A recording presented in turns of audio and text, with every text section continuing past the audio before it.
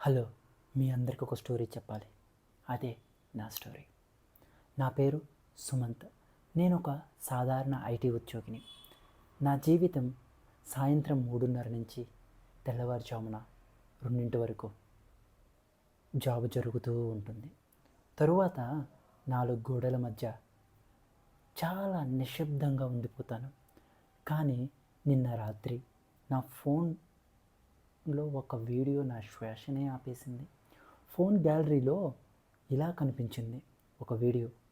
ఆ వీడియోలో నేనున్నాను, కానీ నాకేం గుర్తులేదు. వీడియోలో నేను ఒక అపార్ట్మెంట్లో ఒక రూఫ్ మీద చేతిలో ఒక పార్సిల్ ఒక తలుపు దగ్గర ఉంచుతున్నాను.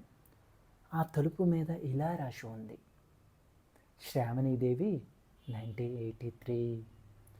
నాకు ఆ పేరు తెలియని విధంగా పరిచయం. చిన్నప్పుడు మా అమ్మమ్మ చెబుతుండేది, శ్రావణి అనే అమ్మాయి మన పక్కింట్లో ఉండేదిరా, ఒకరోజు తప్పిపోయింది, మాయమైపోయింది అని మా అమ్మమ్మ చెప్తుండేది. కానీ ఆ తలుపు నా అపార్ట్మెంట్ దగ్గర ఎప్పుడూ లేదు.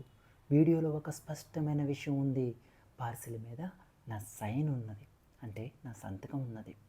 కానీ ఆ రోజంతా నేను ఇంట్లోనే ఉన్నట్టు నా సీసీటీవీ చెప్తుంది. అప్పుడు ఎవరు వెళ్ళారు? నేనేనా, లేక నా జ్ఞాపకాల?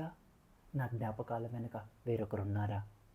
మరుసటి రోజు ఆ తలుపు దగ్గరికి వెళ్ళాను. తలుపు నెమ్మదిగా తెరిచింది. లోపల ఎవ్వరూ లేరు. టేబుల్ మీద ఒక చిన్న డైరీ ఉన్నది. పెద్దగా ఇలా రాసి ఉంది, సుమంత్, రిటర్న్ వాట్ యు టుక్ అని. కానీ నేను డైరీ ఓపెన్ చేసి చూశాను. మొదటి పేజీలో అయితే ఇలా రాసి ఉంది, చేసింది మర్చిపోయావా అని. నేను షాకులో ఉన్నా. ఆ తర్వాత ఒక పేజీ వెంబటి ఇంకొక పేజీ వెంబటి తిరగవేస్తూ ఉన్నా. కానీ చివరి పేజీలో ఏముందో మీకు తెలుసా? Memories can deleted but guilt rewrites them again అని రాసి ఉంది. సో నేను ఆలోచిస్తూ ఉన్నా, నేనేం తీసుకున్నాను ఎవరి నుంచి అని నేను చాలా ఊగిపోతున్నా. అంత ఒక ఆటనా, లేక నా గతం అన్నోనుగా మిగిలిపోయిందా?